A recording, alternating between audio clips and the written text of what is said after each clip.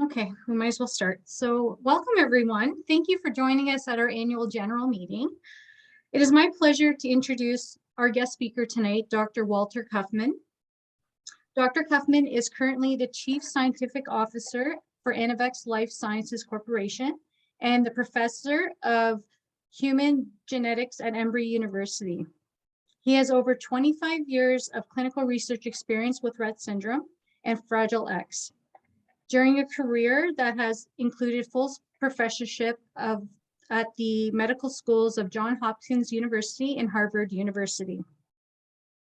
He has committed himself to laboratory investigations of molecular pathways, neuroimaging, animal models of the disease, and clinical trials of targeted disease-modifying therapies. His work helped to define Rett syndrome as a disorder of synaptogenesis, leading to better understanding of its underlying mechanisms. He was co-principal investigator of the NIH-funded Rett Syndrome Natural History Study and served on its training committee and so much more. We are so honored to have you with us today, Dr. Kaufmann. We look forward to hearing your presentation and as you provide a better insight about the trial for us. Thanks very much, Sabrina, and thanks O.R.S.A for this invitation. Actually, it's a little bit over 10 years since I was first invited by O.R.S.A to the spring meeting of 2012. It was my first time in Toronto, and I have very nice memories of that occasion. So it's a pleasure to be back, talking to the O.R.S.A membership about this, the Anavex program in Rett syndrome. So let's go to the next one. So I'm going to tell you a little bit about Anavex, because by doing that, you have a better understanding where the current study sits in the overall program. The next one. This is what is called the pipeline. The different studies and drugs that the company is testing. The Rett program, as you see, has 3 different studies, and all of them deal with the leading compound of the company, which is called Anavex 2-73. I'm going to mention in a little while what the drug does, what's the function. And as you can see, the range of neurologic disorder that we are targeting is very wide, and it's because the mechanism of action of the drug allows the potential compensation and improvement of multiple disorders, both neurodevelopmental like Rett syndrome, and we intend to move into others like Fragile X syndrome, as well as neurodegenerative like Alzheimer's disease and Parkinson's disease. The next one. So what is the mechanism of action? What type of drug is Anavex 2-73 or blarcamesine, which is the official name? The next one. So Anavex 2-73 is a sigma-1 receptor modulator. And this is a type of drug that by targeting this type of receptor, by activating the sigma-1 receptor, what it does is to restore balance, to restore what is called homeostasis, the balance, the compensatory mechanism within the cell. As you are aware, the organism, all the tissues have the ability to naturally compensate to a certain extent all different type of abnormalities, could be external, could be actually something in the genetic program. And this mechanism is called homeostasis, like restoring the thermostat to the right level. So how does the drug do it? By, you can see in this cartoon, there are 4 different images. The one on the left shows exactly where the drug binds the receptor. And this receptor is very important because it's at a very crucial place in all cells. It's at the junction between the endoplasmic reticulum and mitochondria. And the mitochondria is the part of the cell which is the energy powerhouse. And Therefore, mitochondrial function is so critical. So when there is stress to the cell for a variety of reasons, to take advantage of the energetic machinery is critical. Now, this connection with the mitochondria is via calcium flow, and the calcium flow also, the calcium is released upon the drug binding the receptor, affects other components of the brain, and components that are also quite important for Rett syndrome. And one of them is the glutamate receptors, particularly NMDA receptors, which is a subtype that we demonstrated many years ago that is involved in the pathogenesis of Rett syndrome. Our Sabrina mentioned my work in the National History Study of Rett syndrome. One of the recent publications from that work shows that there are metabolic abnormalities in Rett syndrome that can be measured in blood, and some of them involve the mitochondria. This has been known for quite some time, but that study solidified our understanding of what is happening in Rett syndrome. And so it provides a basis for the use of the drug. There are other mechanisms which are in the image number 3, which are going to skip, but I wanted to mention the last image where you see a neuron and some glial cells at the bottom. And this is very important because inflammation is a process or a mechanism that is involved in Rett syndrome pathogenesis, which it has been only recently recognized, but perhaps 10, 15 years. And the capacity of this receptor activation in microglial cells to diminish inflammation and the release of glutamate is very important. And so the action of the drug actually targets a number of mechanisms or processes which we know they are involved in Rett syndrome, particularly some of them relatively novel in terms of their implication for the disorder. So again, what it's trying to do, the drug, is to restore balance. And that's the reason why it can be used in such a wide range of disorders. How it's going to restore balance in Alzheimer's disease is going to be quite different because the pathogenesis of Alzheimer's disease, the processes that are being affected are different than those in Rett syndrome or in Parkinson's or in any other neurologic disorder. So it simply supports what we already have to be more efficient. The next one.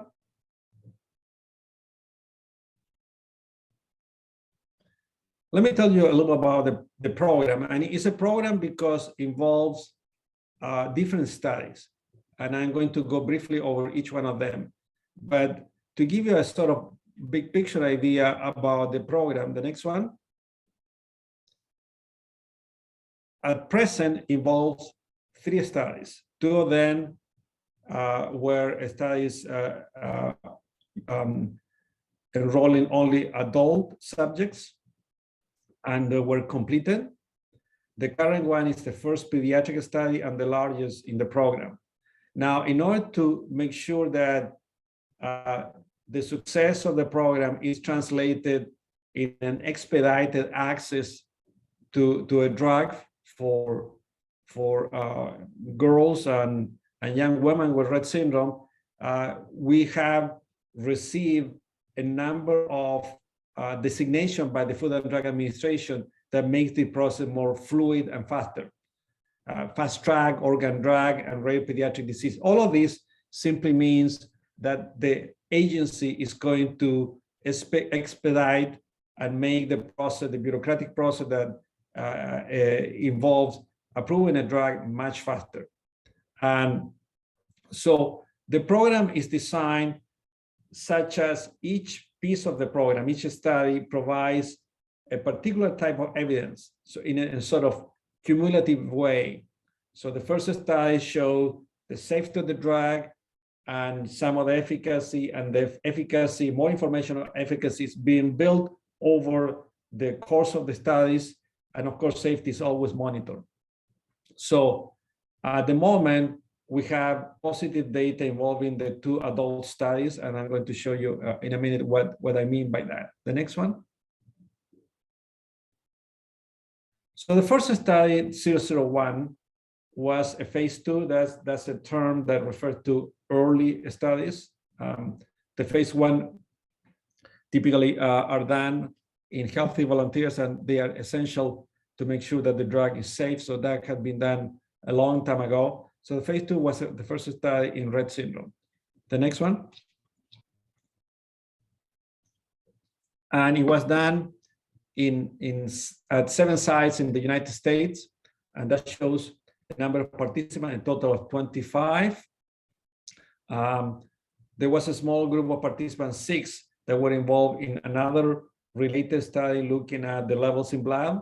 So it was a total of 31, but the data in terms of safety and efficacy in the control part, what we call the control part, the part that is blind, involved 25 patients. And the study extended for 7 weeks. This is a relatively short period of time. And this type of design, short duration design, has been already implemented before in Rett syndrome. I have been involved in some of those early studies. And it's important because we're trying to make the study accessible to a population like Rett syndrome with so many challenges. So we try to collect as much data as possible in a short period of time. And the schedule of assessment is simplified to the point that, again, is compatible with all the challenges. The studies are not overburdening the families with too many evaluations. So we have the baseline evaluation at week 0. We have an end of the trial evaluation, that's the minimum, and evaluation in between. And we schedule this assessment in such a way that, and this happened actually, the study had already begun, but a significant portion of the study was done during the beginning of the COVID pandemic. So it was already built into the system, the possibility of doing remote assessments. So some of those evaluations were done remotely. And some of them are almost equivalent to do it on site. They are not ideal, but it was an alternative to make it easier. So what happened in this study? First, what everyone wants to know is about efficacy. The next one. And the efficacy showed significant improvements across multiple symptoms or domains. So the 2 measures that the FDA has approved for trials in Rett syndrome, the RSBQ and the CGI, show improvements. But here I'm showing something that was rather unique, and it was developed for this program, is the integration of the 2 measures. In addition to measure each one of them separately, there was an integration of the 2, which is in many ways a novel but more significant approach, since it gives a more global assessment of the symptoms that the patient improves. In this case, you see that about 70% of those on the drug versus only 10% of those on placebo improve. And the other measures, I mentioned the Adams there, which is a measure that we introduced my group before I joined Anavex to evaluate emotional symptoms, anxiety-like and depression, mood disorder-like in Rett syndrome, also show improvements. So it was wide range of improvements. The next one. Now, the safety is what we report first, but for the purpose of this talk, I emphasize what most of the families would like to hear about efficacy. Of course, safety is the number 1 parameter that is being evaluated. And to make the long story short, the drug was safe and tolerated. With the caveat that I had to mention that this, as being the first study, was a relatively low dose treatment. So the dose was 5 milligrams. And right now in the subsequent study, we have gone all the way up to 30 milligrams. But it was necessary to begin in a cautious way. Anyway, there were no serious adverse events, and there were no laboratory abnormalities. As a collective data, the study demonstrated safety and tolerability at a very high level. The next one. The next step was, and this began while the first study was advancing, was to try higher doses. And we did this study, which is considered a more definitive study because it's an extension and replication of the first one. It's considered a phase 3 study. This study was conducted in Australia and the United Kingdom. The next one. As you could see, essentially it's the same design of the previous study. The number of participants is relatively similar, a little larger, a few more participants in the drug group, a few more in the placebo group. Also a blind study, which is the required by the regulators. The same length, the same 7 weeks, the same midpoint evaluation. The only difference is that as the previous one, it has an open label extension. So everyone who has been randomized, who has been in a blind way, can have access to the drug after the double-blind study, after the control component ends. So that's very important. So if a patient was randomized to placebo, after the completion of the study, the family manifested interest in participating in the open label extension, they were allowed to do it. In the first study, the open label extension, this period in which everyone gets the drug, if they wish, was shorter in the US first study. In this case, was much longer, 48 weeks, essentially a year. So the double blind part, the control part, was the short one. The next one.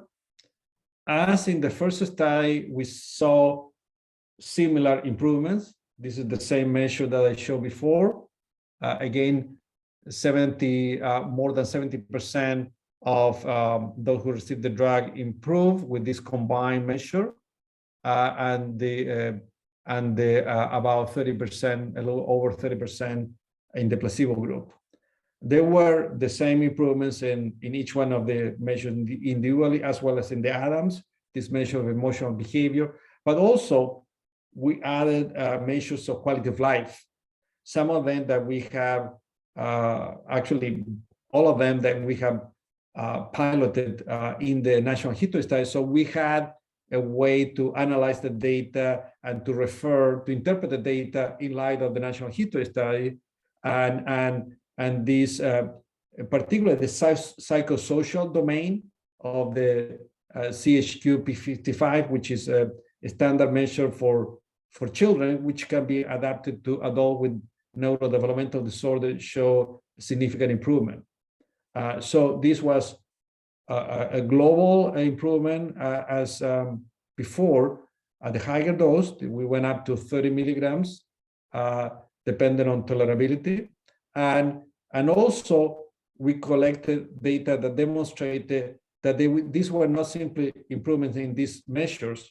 The SBQ questionnaire is completed by the parent, the CGI, an observation, a type of test, examination performed by the clinician. Not only improvement in those, but those improvements really were correlated with improvement in quality of life.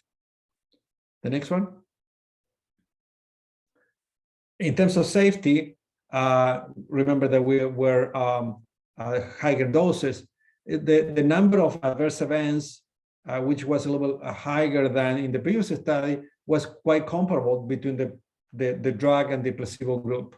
There were a little bit more somnolence, drowsiness in the group receiving the drug, but of those patients who had drowsiness, some of them had a medical history of somnolence, so it was difficult to distinguish how different it was from before.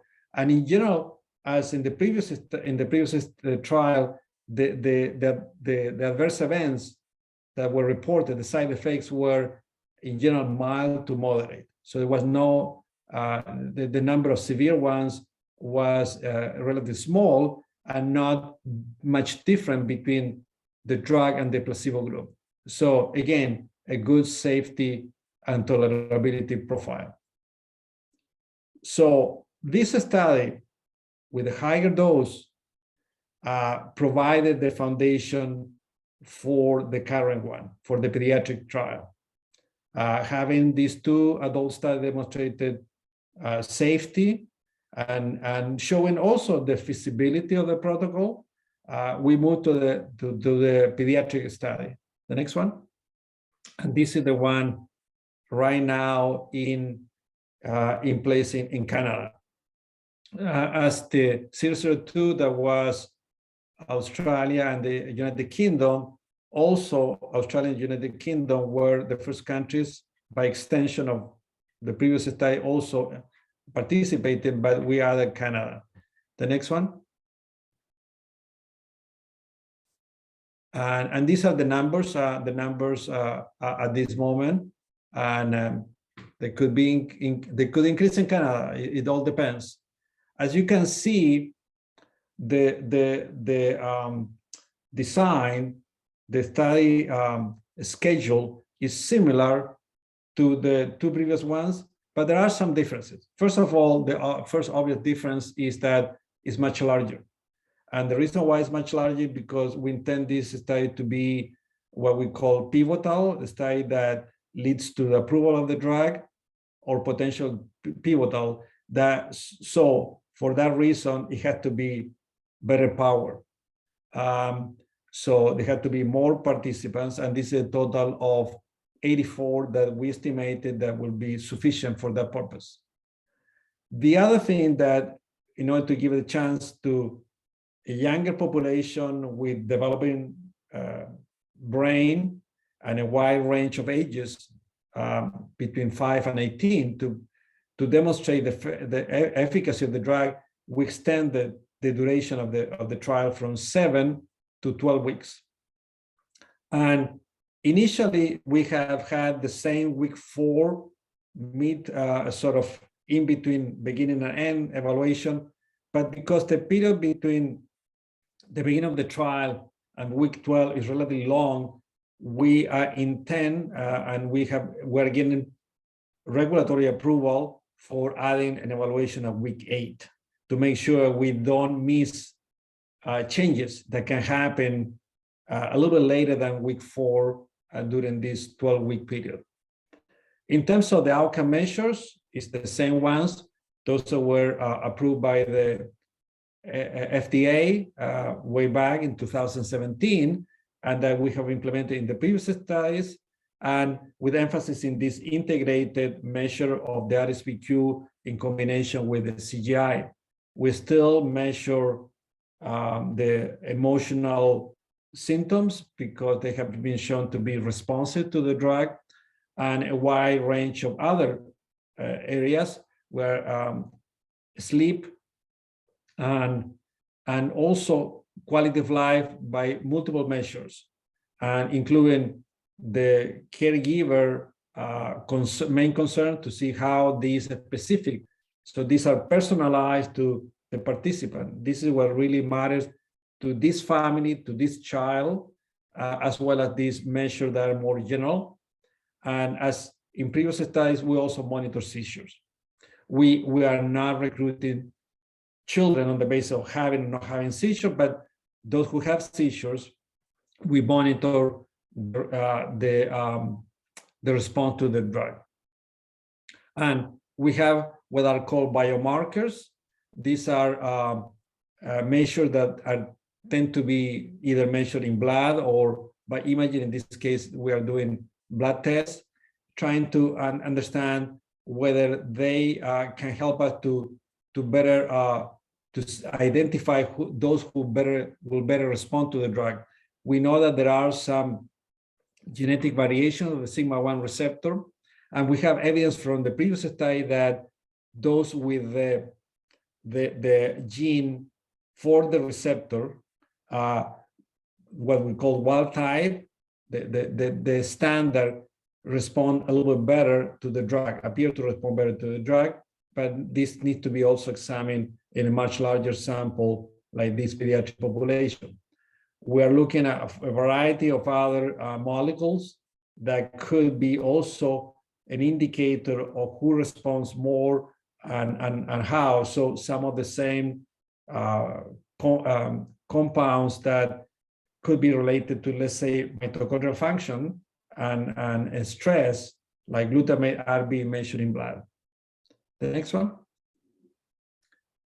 So in summary, we are conducting a study in pediatric population, which is based on the previous 2 studies in adults, which have shown safety, good safety and tolerability, as well as global improvements. Now, as the previous studies, the requirement to participate is to meet criteria for classic Rett syndrome and having a positive MECP2 mutation. The reason for this requirement are very simple, that we need to have a homogeneous population, as homogeneous as possible. Heterogeneity is a major factor in having difficulty to demonstrate that the drug is efficacious, because individuals respond differently to drugs. So the more diverse is the sample, the more likely there's going to be some dilution of the effects. So we need to have homogeneity. And one way to have that homogeneity, at least within Rett syndrome, is to have those only with the classic presentation. It doesn't mean that in the future, if the drug is approved, cannot be prescribed for those who don't have the classic presentation. But our goal is to get data to present to the regulators that demonstrate that the drug works without questions. Now, why MECP2 mutation? Because the animal model in which the drug was tested, and this work was done before starting the first trial, was, as for all the other drugs that have been tested so far, an animal model, a mouse model with a MECP2 deficiency. The age range is very standard for pediatric population. 2 young children, it's difficult to enroll them for safety considerations, the level of brain development, and also because we need to make sure that every participant is stable. If a child is still undergoing regression, which is the fundamental feature of Rett syndrome, or recovering from the regression, it's going to be very difficult to demonstrate that the changes are due to the drug or are not to the natural evolution of the disease. So we need stability. It's the same reason why any treatment that the child is receiving, whether it's a drug or any other non-pharmacological therapy, has to remain stable during the course of the trial. And that's one of the reasons why we try to make the trials short, because particularly the control component, because that allows to put things, to make not to have to make changes unless they are absolutely necessary in such a short period of time. Of course, we need to have the enrollment requires that we know that the child has a level of severity high enough to detect a change. If a child doesn't have enough severity of symptoms, we may not be able to see even in 12 weeks. Certainly 7 weeks is very short for that. Stability is key. Level of severity enough to detect changes is also key. And some of the questionnaires, some of the screening attempts with pediatric population, this is not for adults, but with pediatric population is critical to demonstrate that the child is not still under regression or recovering from regression.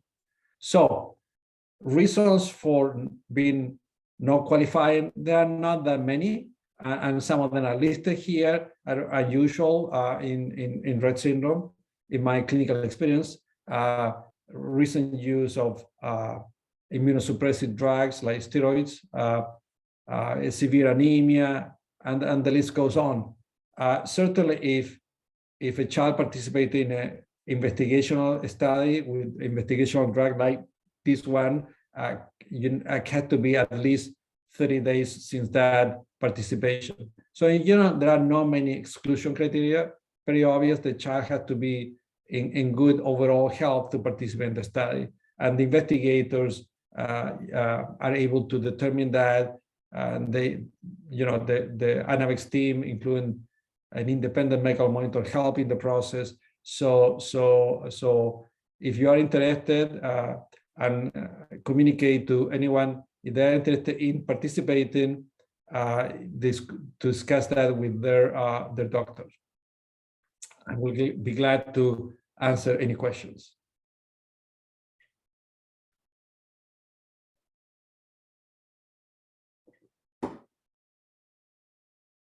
Thank you so much, Dr. Kaufmann. That was wonderful. A great overview about the study and what's involved in participating and what it would mean for our families if they do want to move forward with the trial. I guess at this time, we'll open up the floor to any questions.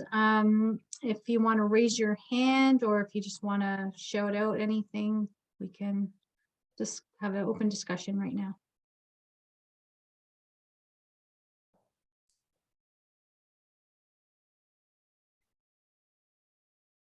Well, yeah, we are waiting for potential question. I want to emphasize, because I went very fast over that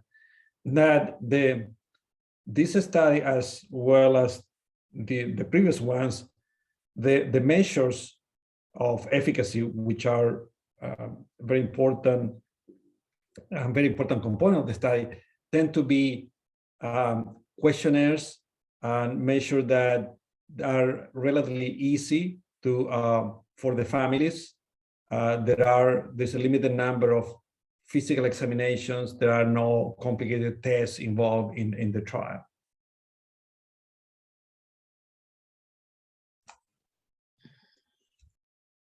See Joan's hand. Go ahead, Joan. Yeah. Hi. May I ask, is the Toronto side when will be open for the trial? I'm sorry? The Toronto will have any trial open?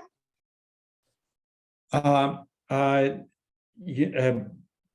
Toronto answer that. Toronto is, I think it's better you contact the investigator because they are aware of their schedule, but certainly they have gone through all the steps to be active.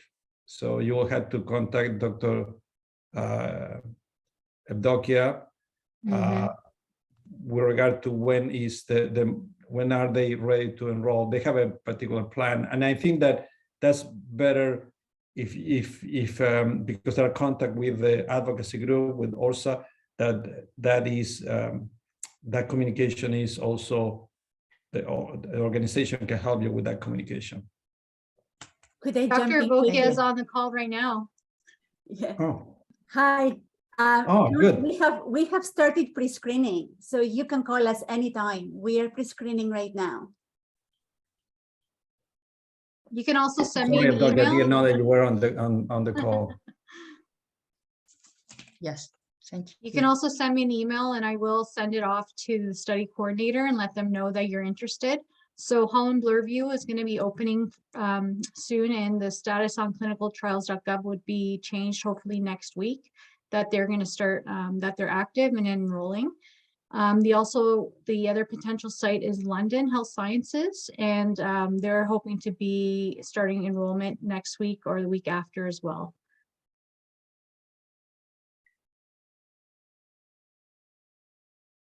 I see Annie, you have a question? Yeah, so from what I understand and hear that right now the trial is being opened up to just children, right? So 5 to 18-year-olds.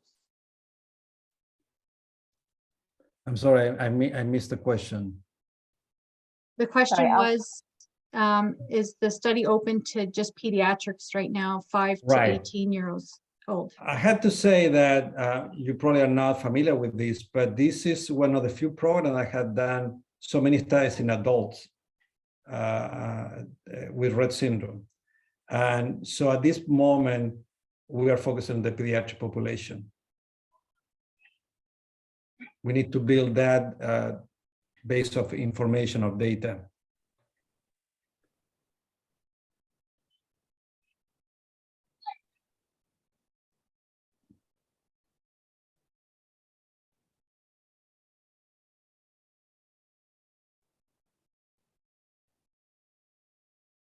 Melanie, I see your hand. Hi there. If there wasn't enough people enrolled with classic Rett, would it be considered to look at opening up for those with atypical Rett at all? I don't think so. First of all, I don't think that we're going to face that challenge. And the problem with changing the protocol in such a drastic way is that you compromise entire data. So any change that is being done to inclusion criteria, any substantial change has to be done in such a way, not only to get the approval of the regulators, that they have to agree with that. Otherwise, they may not be inclined to see the data, but also our own impression whether that's going to mean affecting in some way the data. Thank you. Sure. I see a couple of questions in the chat. The first one I'll just read out, but where can I send the application for the excellence study? Do you mean where can you submit your name?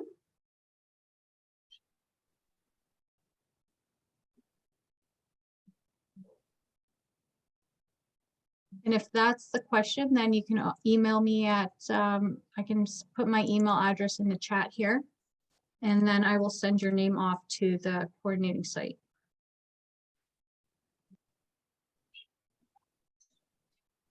Okay. The next question is, I saw on the slide 4 trials in Canada, 2 are already recruiting. Are there other 2 in Ontario, Toronto, and Montreal? Question mark. So there's four centers. The first one started in BC Children's Hospital. The second one is Alberta Children's Hospital. And then there'll be 2 in Ontario. So Holland Bloorview and London Health Sciences. Thank you. Yes, it was answered right after. This is Angie. Is there any potential for further sites to be opened up in, for example, CHEO in Ottawa or Montreal? We have been examining that. It's not completely closed as a possibility of opening a site in one of those locations. We are under a timeline also. So it depends on how feasible it is to open an additional site in one of those locations. But yeah, it's still something that we're considering. That's the reason why I say that at the moment we have 4, we may have more than 4. That's great. Thank you. Sure. Scott, I see your hand. Hi, Scott here. Thank you for the presentation. First of all, I'm just wondering, just to clarify for those that are followed by Holland Bloorview, should we wait until the clinic maybe mentions something about getting in touch, or should we contact you, Sabrina? I know you're putting your email in, but I don't want you to be suddenly overwhelmed by a bunch of emails. So I'm just wondering, I guess the question is more for you. What's the best way, I guess, to proceed? Could I jump in, Sabrina? Yes, of course. So if you're a Holland Bloorview client, if you have agreed to connect to research, you will get an automatic invitation. You may have already received it. If you never signed the paperwork for connect to research, you can either call us directly, like our office, or you can call the clinic. So both the Dr. Laura McAdam and the new nurse practitioner at the clinic are part of the study. So you can just call them back and say, you heard about the study, you're interested, and we'll call you back. Thank you. I think I definitely have their number. Don't think I have your number directly, but and I always say Sabrina because I can never pronounce your name properly. So thank you. I'll put my email. You can feel free to use it. I'll put it in the chat. Great. Thank you. Scott, feel free to email me as well, because it's always great to have, we can cross-reference our list to make sure that no one's like falling through the cracks that way. So I don't mind. We're going to be sending another social media post and e-blast out too. Emails are going to come through and I'm okay with that. So just send me an email with all the information. Maybe you might want to wait for our post. This way you can know exactly what we're looking for. Not only do we need your contact information, we need a little bit more detail about your daughter. And then I can send that on to the site as well. Hi. Hi. Huh?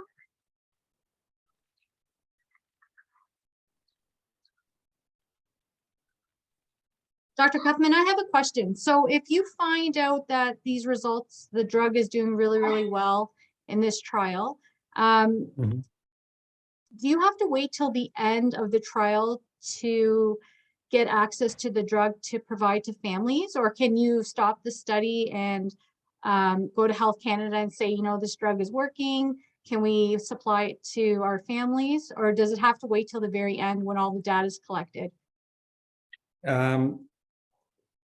Until the end, it's very difficult to, there are situations in which you do something what is called an interim analysis, particularly for long trials, in which you see whether it's going very well or it's not going very well. So you can stop it or you stop it and not to proceed if the study is over, or to have the drug available. I find that very difficult.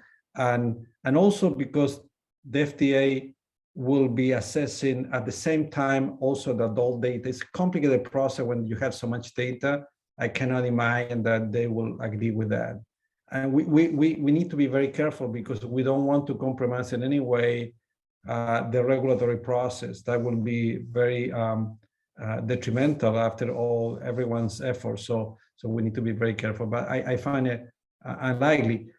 On the other hand, we are examining the possibility of having access to the drug after the open label extension for those families who want to have access. We're beginning to do that with those who completed the 002 study. So access to the drug, the programs have different names in different countries. We generically call it expanded access. Is a possibility.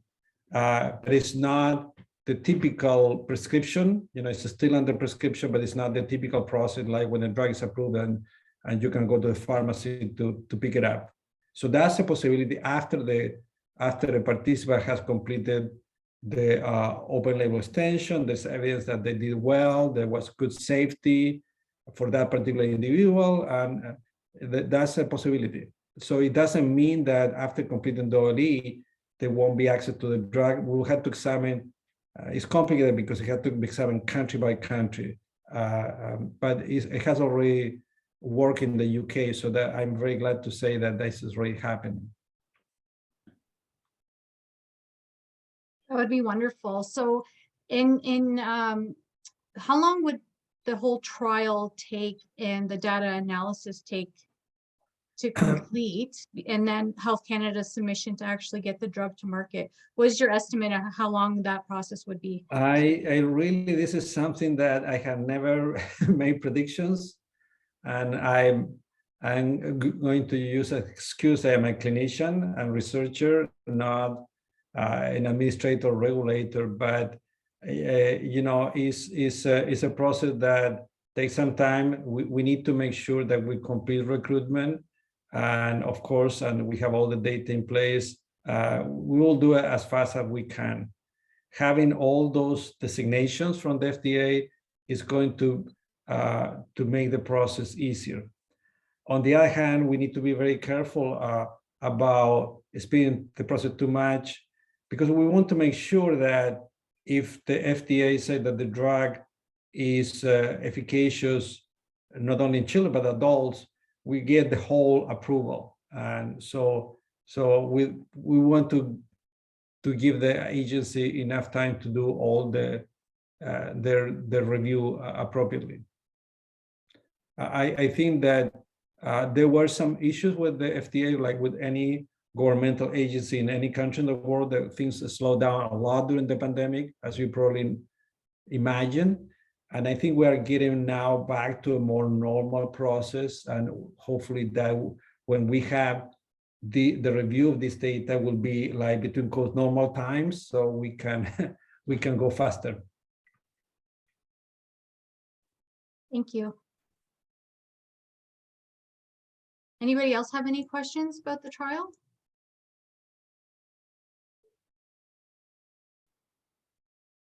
Scott, go ahead. Yeah, hi, sorry, me again. Dr. Kaufmann, I'm just kind of wondering what excites you the most with trofinetide coming out and gene editing and therapies coming out in Anavex. I guess where do you see things going in the next couple of years? Well, I am wearing my Anavex hat now, but I'm going to give you an answer, which I think is my way to see this, and almost any clinician who has been involved in a particular disorder, including Rett syndrome fields. We are going to need more than one treatment. We know that not everyone responds the same way to a particular drug. So the more drugs, the better. The good news is that trofinetide, and I work on the trofinetide program, has overlaps in terms of some of the same homeostatic mechanism with the sigma-1 receptor agonist. Gene therapy is a different game. It's one that is going to take some years. So the more drugs we have in the portfolio, the better. I think it's going to be better for our patients. Who knows? Maybe one day we're going to have combined treatments.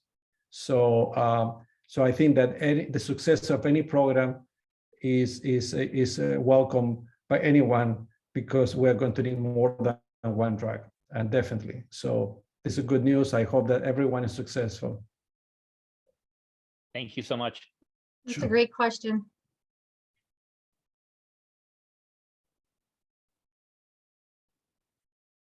And while we're waiting for question, I wanted to say that you have wonderful clinics and centers in Canada. I have visited some of them, including Holland Bloorview.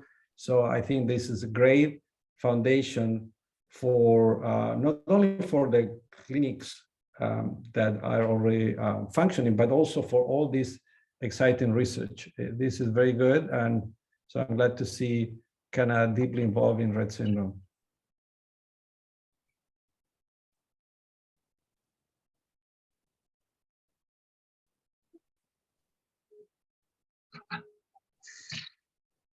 Melanie, go ahead.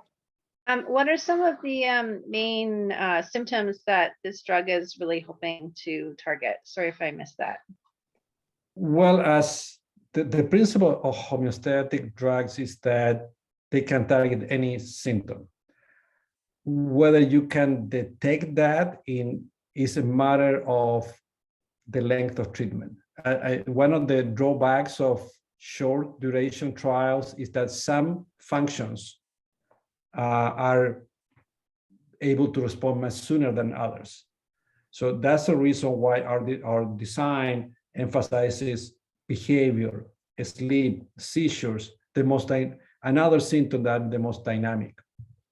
Could it be, in the long run, motor improvements, particularly gross motor function? Of course, but they are very difficult to detect in a short period of time.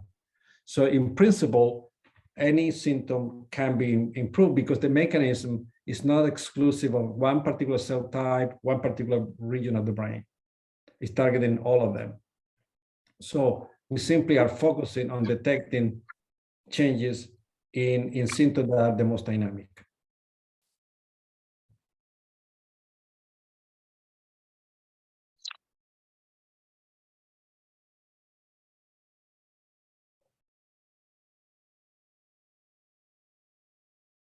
I guess besides going to all the clinic visits, how much effort is this going to take on for parents to do as part of, the day-to-day activities that we have to do with our kids? Do you know roughly, like, the questionnaires, how long they would take, what's involved? I mean, how many hours is at each visit? Mm-hmm. We have made some calculation. Obviously, some of the assessments are longer than others, but it depends how you calculate. I don't, you caught me a little surprised because we have very precise calculation, but a few hours in the order of between 4 and 6 hours. 4 to 6 hours, is that for parents or is it That at the site.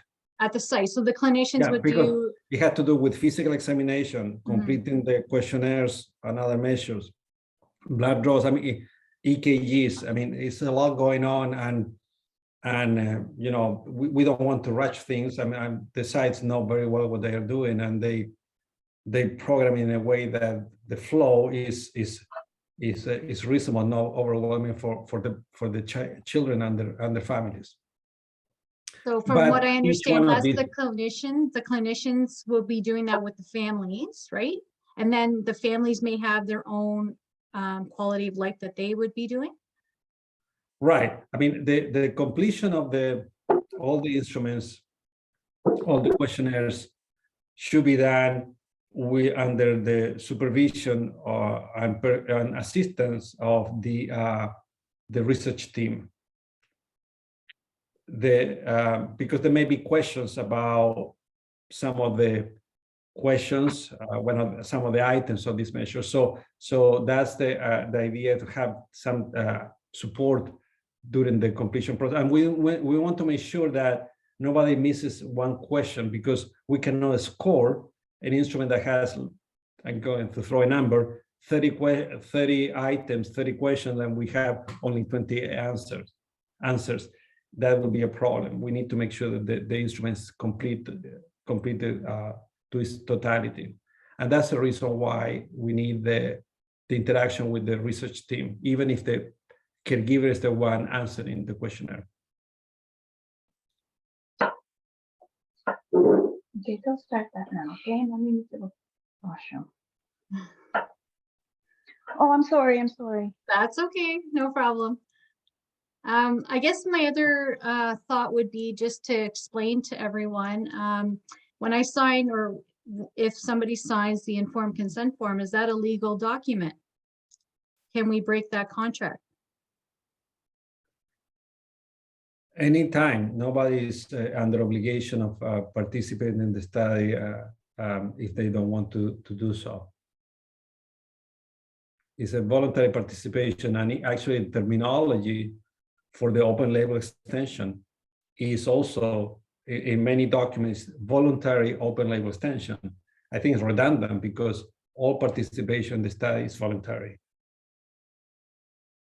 All ethics committees that I'm aware, and I have been in many countries, put under the legal framework is that no family, no patient can be limited in terms of access to healthcare because of refusal to participate in a study or refusal to complete the study. That's considered unethical. Could I add a quick thing to your question, Sabrina? Of course. So the purpose of the consent form, the legal obligation is to the clinician, somebody like me. So I am legally obligated to walk you through the study, to explain all the risks and the potential benefits and the procedures. The obligation, the legal obligation is for me to explain, and all you sign is that you have understood, that I have explained and you have understood. But there is no reciprocal legal obligation, right? So the obligation is for me to explain. Your signature says you understood and you want to continue, but you can change your mind at any time because the direction of the legal responsibility is only one way. Does it make, I hope that makes sense. Thanks, Abdokia. That's beautiful explanation.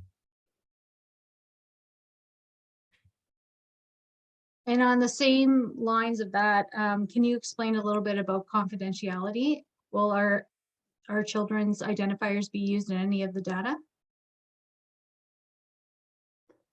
All the data are de-identified, user de-identify, and I will leave for others to mention what they do at their site, but yeah, the data are de-identified. Everything that is sensitive in the United States, we call HIPAA sensitive information. The identifiers is handled very carefully, and for the most part, all what we have is a number, an identifier. So we don't have any names or other information. And the agencies who receive the data, we need to put the data in a particular format. We cannot send, oh, we're going to send data to the FDA, we're going to put an Excel spreadsheet and send it to them.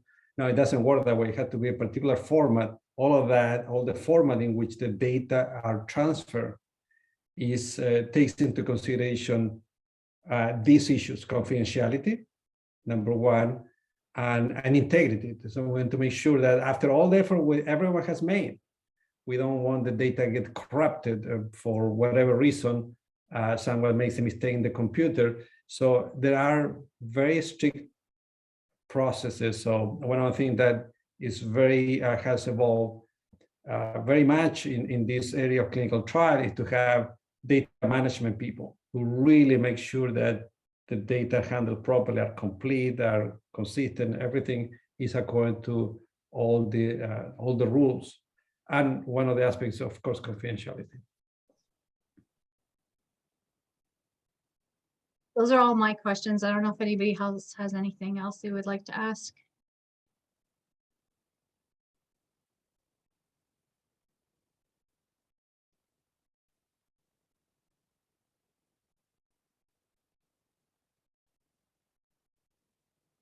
I think that might be it, Dr. Kaufmann. I don't see anybody else. There's no questions in the chat. No hands are up. Okay, I see a lot, but maybe something else. I see a number of 25, 26. But I don't think that those are questions. Maybe something else. No, I don't see anything. Okay, great. I think that's it. We Well, really thanks very much for the appreciate you being invitation. here. I hope that this was helpful, and thanks very much to everyone, O.R.S.A and all the sites in Canada. Thanks very much for participating in this. If I want to close on something that is a personal, I'm not speaking for Anavex, I'm speaking for myself. Someone asked me some time ago, why are you involved with this type of drugs? I have been working on this type of homeostatic drugs since 2008. It's because I want to see a change in my lifetime.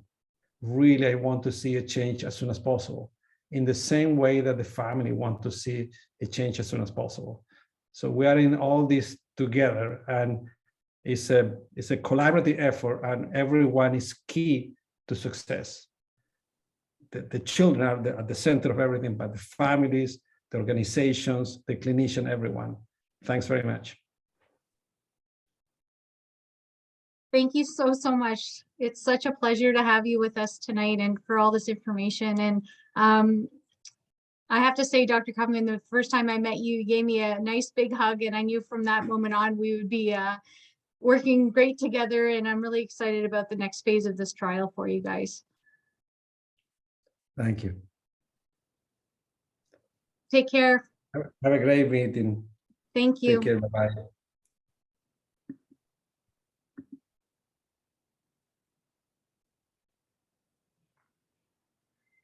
Just give me 1 second.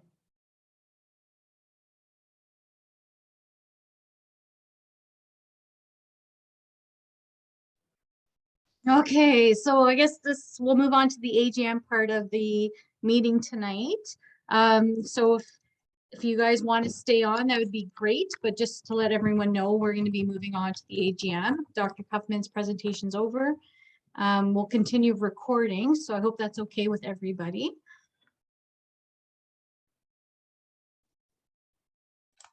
Sabrina, Yes, hi Joan. Viola is going to expand and about the audit reports. Maybe she goes first. I have to, let's approve the agenda. Yeah. And then we'll make the change after the approval of within the approval of the agenda, and then we'll push her up. Okay, just let me share my screen just 1 second.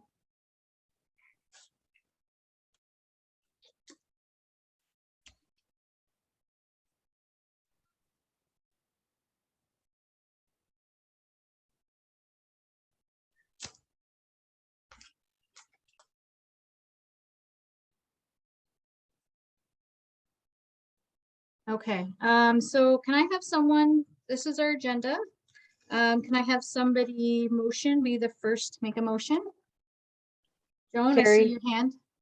Oh, Carrie, I saw Joan first. Nope. Instead of raising hands and waving, I'm gonna actually have my screen minimized because I'm gonna have a lot of screens open.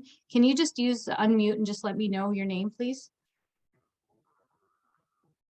So Joan's gonna motion. Can I have someone to second? Carrie. Thanks, Carrie.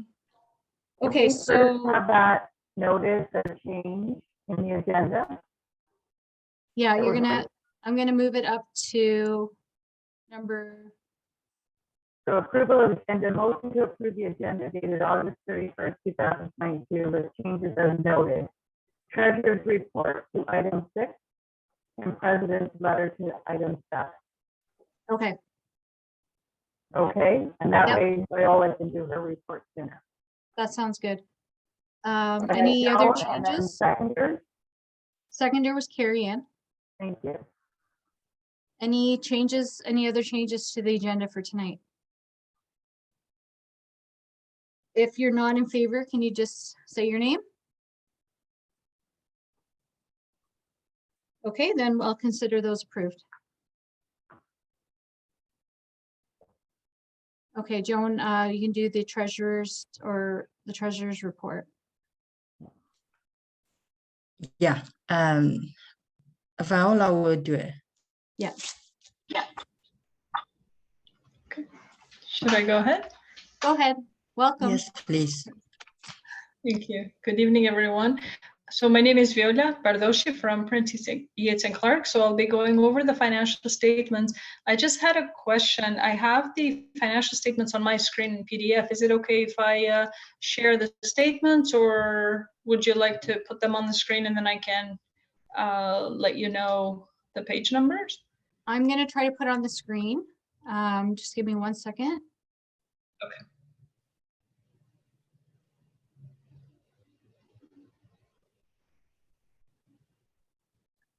Or I can see if I can make you host.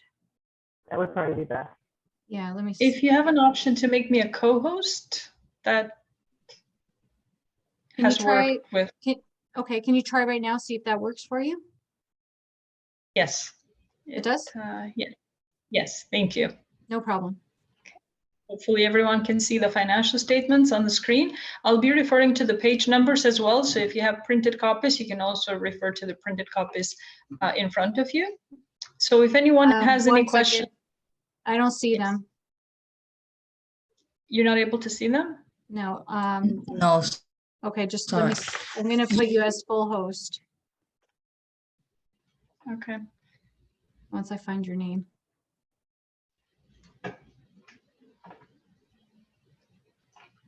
Make this- okay.